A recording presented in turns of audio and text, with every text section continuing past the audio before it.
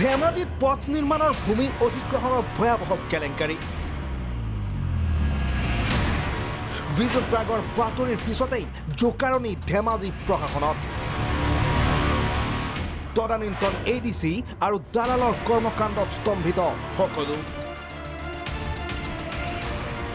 ধেমাজিৰ 2 লেনযুক্ত পথ নিৰ্মাণত এটা বৃহৎ চক্ৰই সংঘটিত কৰি আহিছে বৃহৎ কেলেংকাৰী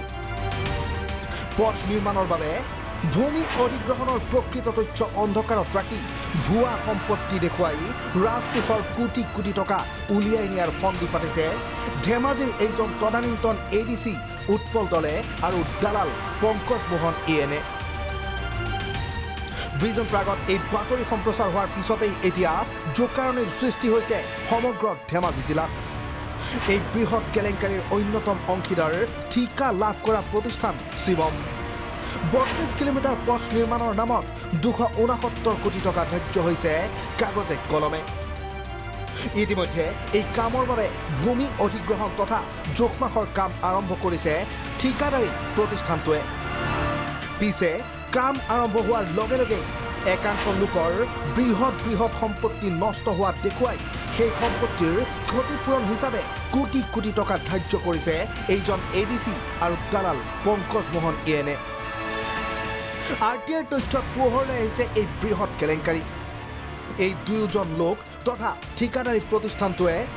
এজোপা গছৰ বিনিময়ত ধাৰ্য কৰিছে 44 লাখ টকা ইটালীৰ পৰা অনা টাইলছ লগোৱা দেখুৱাই এটা দোকান ঘৰত ধাৰ্য কৰিছে 1,69 লাখ টকা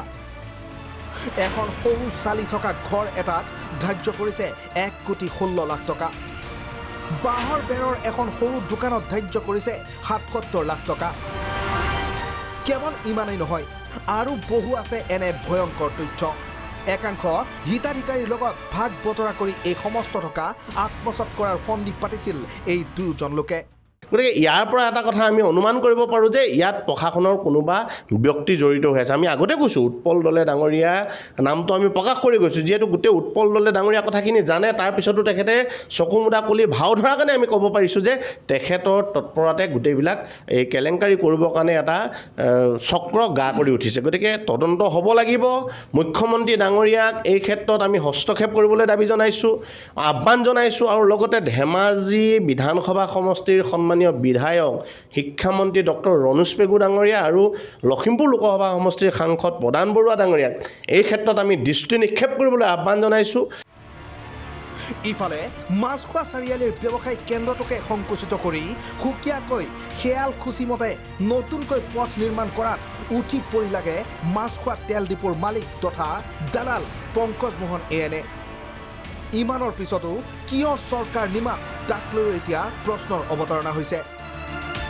নে কোনো উচ্চ পদস্থ বিষয়াৰ ছত্ৰছায়াতে সংঘটিত হৈছে এই বৃহৎ কেলেংকাৰী সেয়াও সন্দেহৰ আৱৰ্তত অব্যাহত থাকিব ভিজন প্ৰাগৰ অনুসন্ধান ধেমাজিৰ পৰা ৰাজীৱ দেউৰীৰ ৰিপৰ্ট ভিজন প্ৰাগ